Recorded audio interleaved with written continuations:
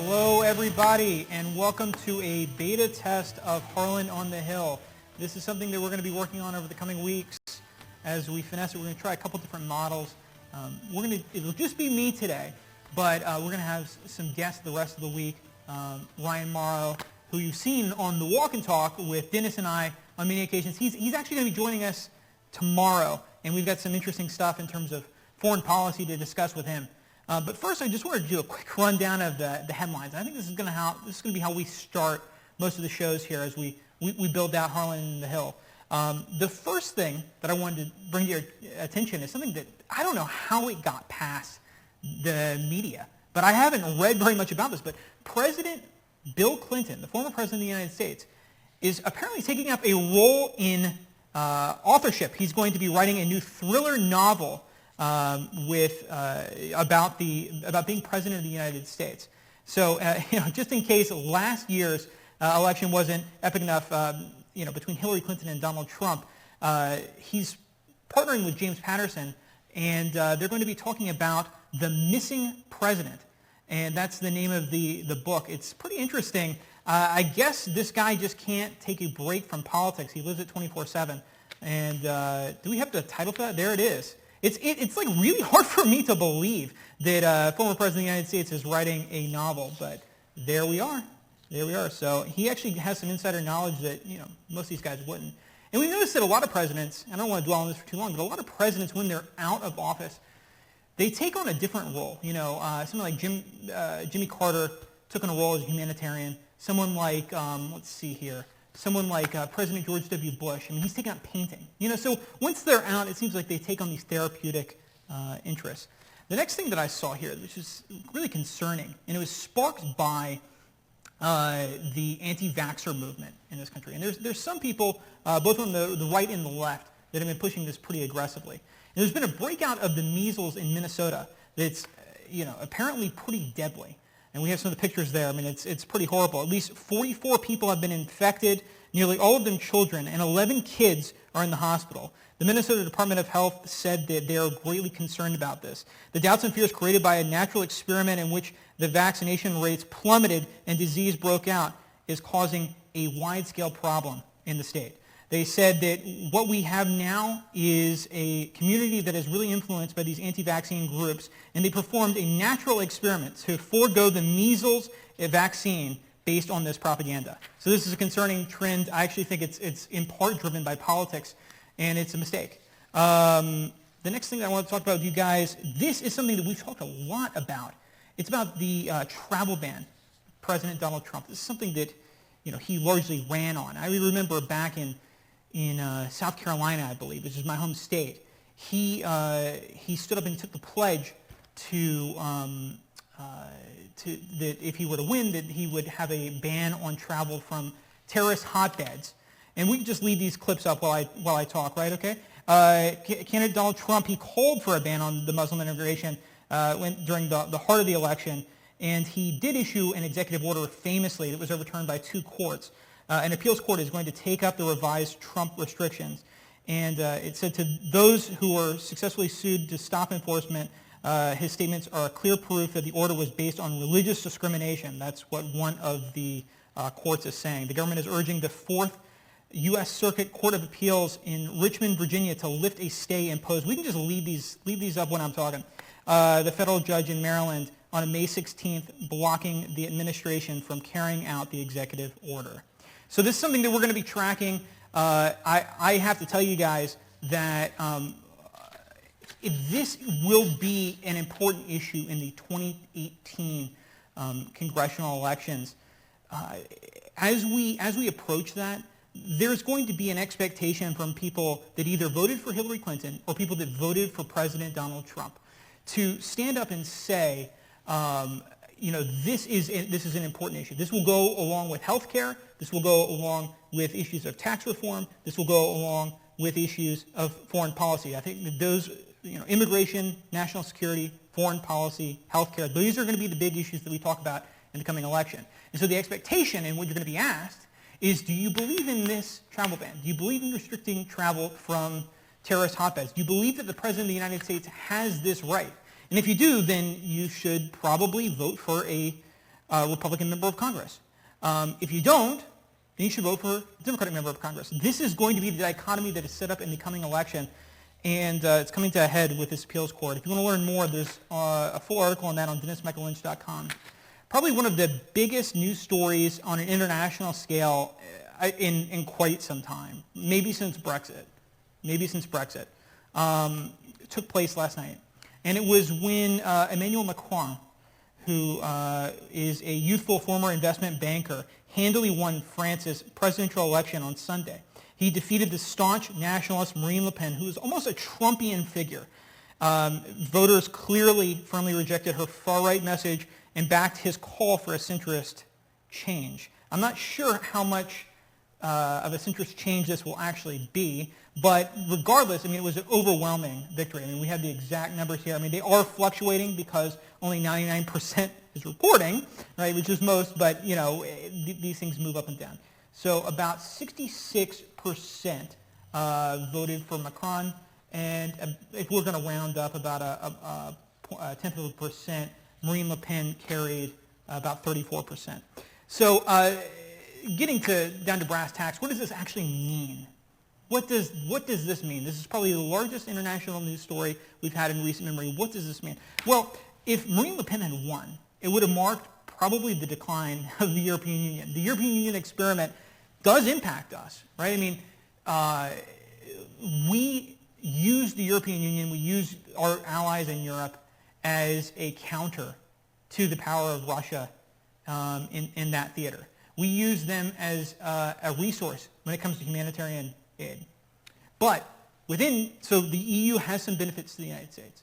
But if you're a European Union citizen, you are susceptible, or you are at the mercy of regulations that come out of Brussels, a place where you have unelected bureaucrats in many cases that are deciding how you can run your business, who you take in terms of refugees and immigrants, what your monetary policy is, what your interest rates are, what your currency is.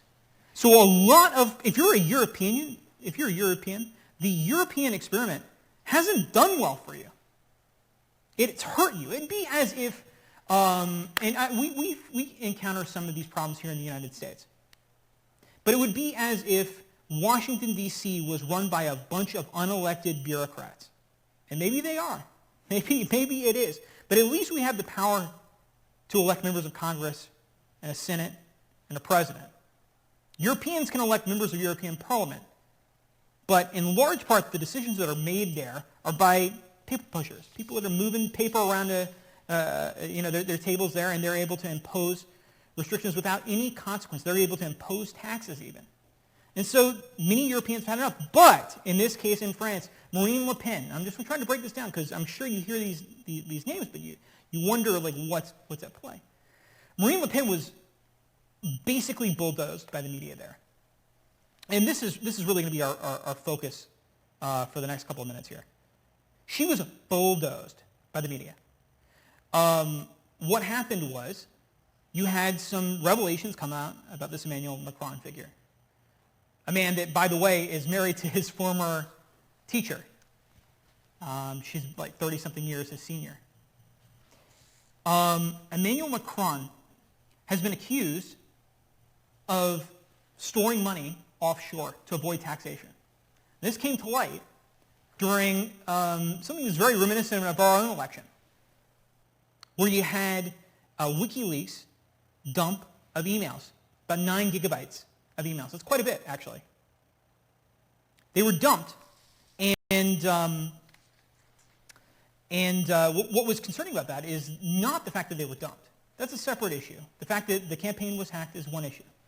What's concerning is that as soon as these emails came to light, the French establishment put a ban on the discussion of these emails, on the dissemination of these emails in the press. It would be as if during the 2016 election, you had evidence that people like John Podesta had conspired to rig the election, or all of the revelations that we had in WikiLeaks under Hillary Clinton. If Barack Obama had said, no, media cannot talk about this. If you talk about this, you could go to jail. That's exactly what happened in France.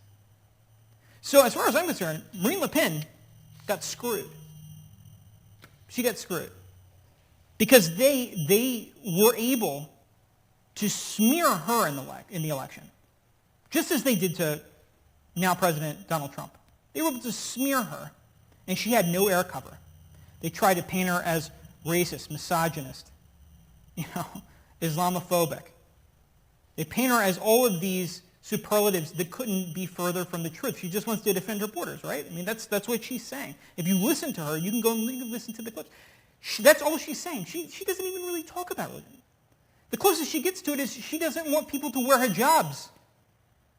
She doesn't want people to be able to cover their face when they're in public, because it's a national security issue. This is a country that is facing Islam. They're on the forefront of the fight against Islamic terror, but instead of fighting it overseas like we are, they're fighting it on the streets of Paris. And so that was the central tenet of the election.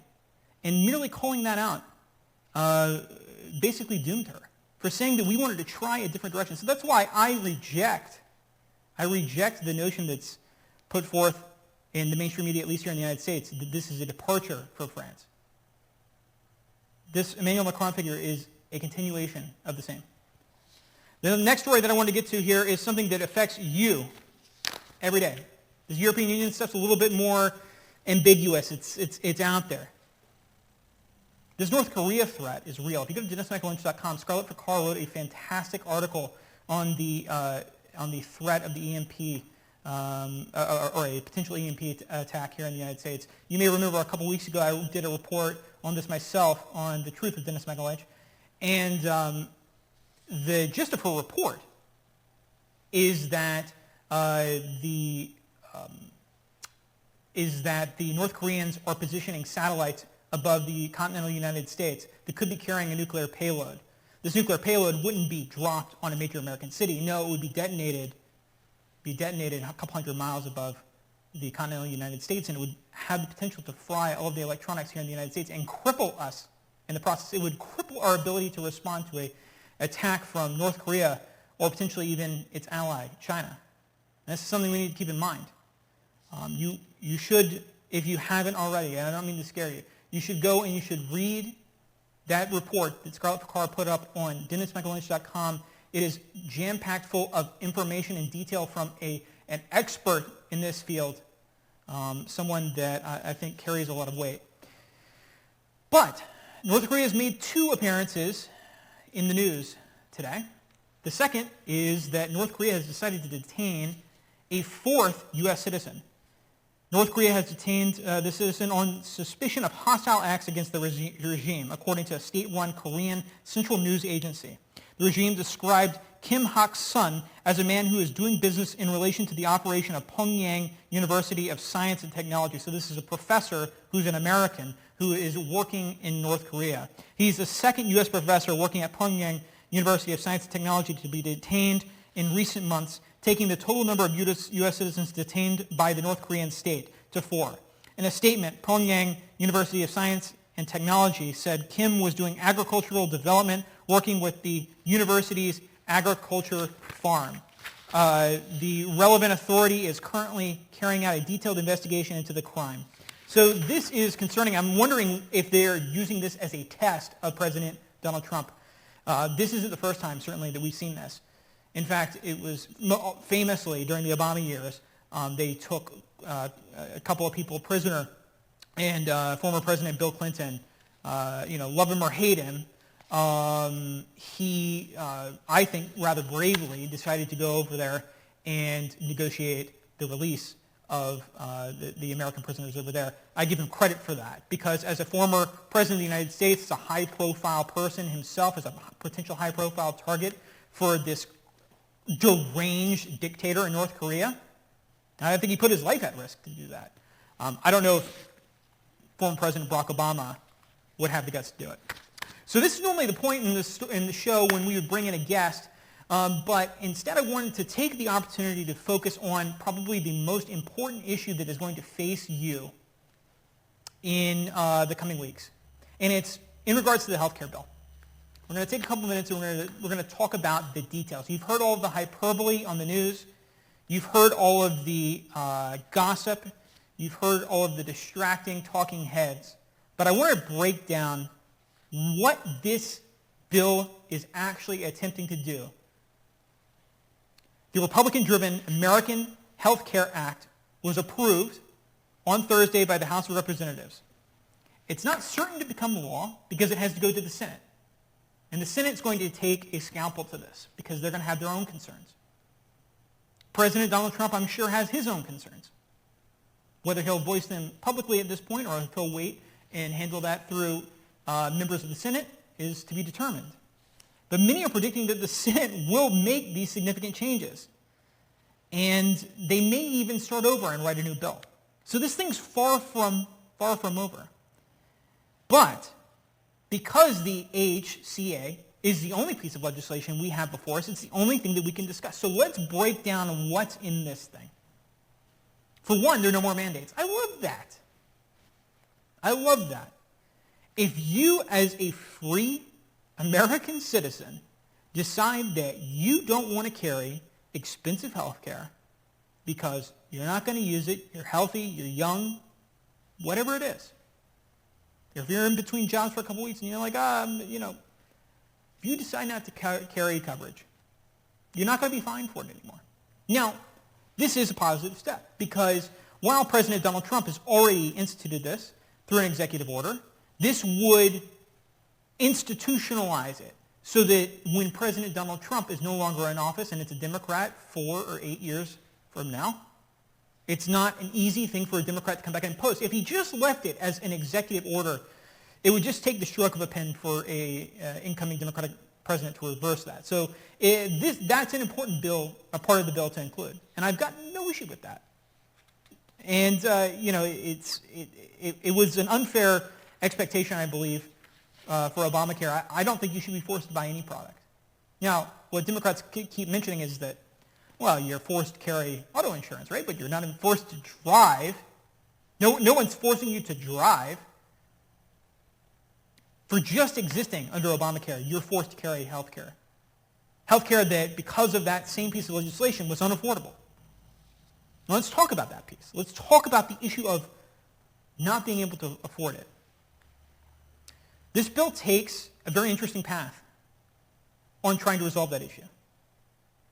It is attempting to take people that are sick and put them in one bucket, people that have pre-existing conditions and could potentially be sick in that bucket, and take people that are healthy and have no pre-existing conditions and keep them in another bucket. Now, the reason for that is that people that are sick or have pre-existing conditions are more likely to need access to health care. Everyone wants to have insurance, but it doesn't mean that they're using the health care. These are two different things. But those people that are sick or have a pre-existing condition, they're more likely to use it. And so, thus, their insurance is more expensive. Under Obamacare, everyone had to carry insurance, and everyone had to have the same standard of insurance, and everyone had to be charged basically the same, depending on where you live. I mean, it's different from state to state. By breaking them out into two buckets, it does solve the problem for the people that are healthy, for people that don't have pre-existing conditions. If you don't have a pre-existing condition, you're under the age of 65, this is probably good for you.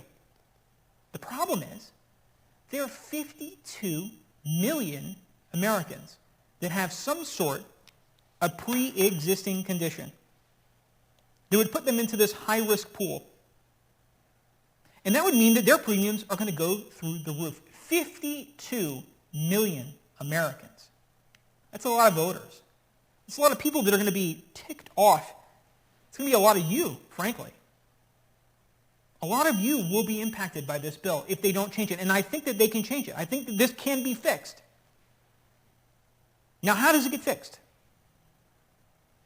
Well, there are a couple different ways. I mean, the way that this bill tries to fix it is that they include subsidies for people that go into that high-risk pool. The problem is they haven't included enough money in that pool. Just $20-something billion. As I said earlier on the Walk and Talk, the most conservative estimate for that bill is that only 5% of people with pre-existing conditions would be covered under that $23 billion allotment in subsidies. So this bill is woefully unfunded. Is woefully unfunded. Any prerequisite for this bill, if we're going to move forward with it, should be to adequately fund it or come up with another solution where people with pre-existing conditions aren't driven out of the marketplace where they can no longer afford health care. The problem with this bill, with this point that I'm just trying to explain to you here, is that yes, it solves health care, solves the cost, or no, I'm sorry, it doesn't solve health care. It solves the problem of expensive insurance for one set of Americans. But for the other set of Americans that need access to this health care the most, that need access to insurance the most, it means that their premiums are going to skyrocket. President Donald Trump can fix this, and I think that he will fix it. I've got faith in him. And I'll tell you why. It's because he said, when he ran for president of the United States, he said that a prerequisite for any health care bill he would sign is that everybody's health care gets better, that it gets less expensive. And I take him at his word. I have no reason not to believe him. And so I believe that he will resolve this. But it's important that we resolve it now and not hope and wish and cross our fingers that we can resolve this down the road, because I'm not sure that that's the case. And in large part, that's because you have somebody like Paul Ryan who is woefully incompetent. Watching him on the Sunday morning shows yesterday trying to defend this bill, to advocate for it, the guy's got problems. Tim, let's play that clip.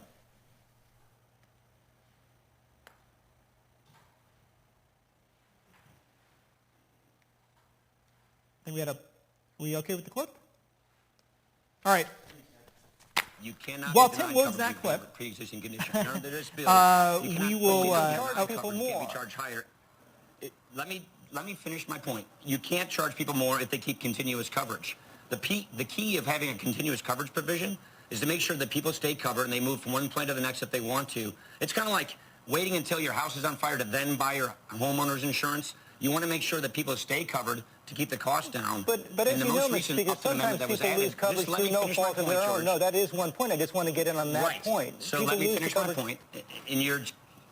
That's right. So I was getting there until you just cut me off. The point of this bill, in those states that get a waiver to do what they need to do to make it work better in their particular states, has support exactly for that very person who, if in the course between a year, get extra aid for support for pre-existing conditions. And on the state waivers are on the condition that a state has a working high-risk pool to help specifically that person with a pre-existing condition. So, Paul Ryan. This guy has been nothing but trouble since the beginning. And what I love is, as I'm doing the show, just to confirm, so you guys know that this is live, this is not pre-recorded, I'm watching your comments come in. And the overwhelming consensus that is forming here, and the emoji that I saw the most in the comments, was that Paul Ryan's a snake. He can't be trusted. And we said this when the health care bill failed the first time around. Is he doing this intentionally? What is Paul Ryan's play here? And as he sits there on the Sunday morning shows and he fumbles around and he tries to find his words and he's totally ill-prepared and he can't articulate what exactly the solution is in terms of solving this issue of pre-existing conditions. How it's woefully unfunded, the subsidies. Towards $23 billion a year, $100-something billion over the course of the next decade. Woefully inadequate. This is something that he's got to justify. I mean, there are going to be moderate Republican and conservative Republicans alike in the Senate that are going to be standing for a re-election, and they're going to say, my constituents, Americans back home, are going to be absolutely furious with me if we don't resolve this. This is the number one issue that will come up in the coming election if they bungle this. And will do an enormous disservice to President Donald Trump if this doesn't get resolved. So there are other issues with it, but those are the two major takeaways. The fact that finally we're getting rid of the mandate. That finally we're solving this issue of the caps. We have lifetime caps. That's going to remain in place with a little bit of refinement. Finally, we're going after the issue of costs in health care. At least that's what I thought. That's what I was promised when President Donald Trump was running. But there's some empty promises here. And President Donald Trump, I'm standing with him for now. I believe that he can still resolve this. But the burden's on him. Because if this bill, let's just play. Let's assume this bill were to pass the Senate, and it's not going to. But let's say that it passes the Senate and it goes to the White House. Would President Donald Trump sign this? I think he would because he wants to win. But wouldn't that do a dramatic disservice to him if we can't get phases 2 and 3? That's the number one thing that you guys say to me. Oh, don't worry about this. This one bill is, as Paul Ryan said, a rescue mission to the American people. That's the term he used, right? That's the term he's using to defend this. But what if we can only get the rescue mission out to people?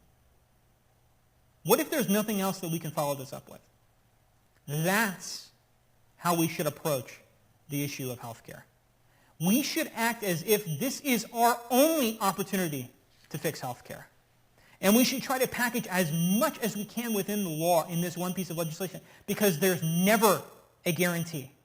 There's never a guarantee that there's more backup to come, especially when Democrats are hell-bent on defeating this administration, when they're hell-bent on obstructing progress. They say that they're progressives. Show me. Show me where they've found progress. And if you need any more evidence, the Democrats are more interested in playing politics than solving issues that face real everyday Americans. Go watch that clip on DennisMichaelLynch.com of the Democrats standing on the floor of the House, disrespecting you, disrespecting the Constitution, and disrespecting their peers by singing and taunting them. To them, this wasn't about you. This was about defeating the Republicans. And that's my number one takeaway from this health care bill, is that while Republicans are, to their credit, trying to resolve this issue, Democrats are still playing politics, and not a single one would come to the table and offer up any sort of amendment to the bill. Not a single one would stand up and say that they had the courage to vote for some aspect of the bill. No. I know it's not perfect. I've just listed all the reasons that it's not perfect. But it's better than nothing.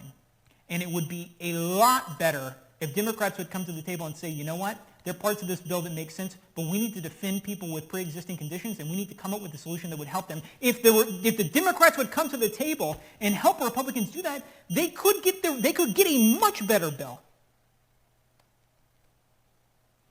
But it's not going to happen.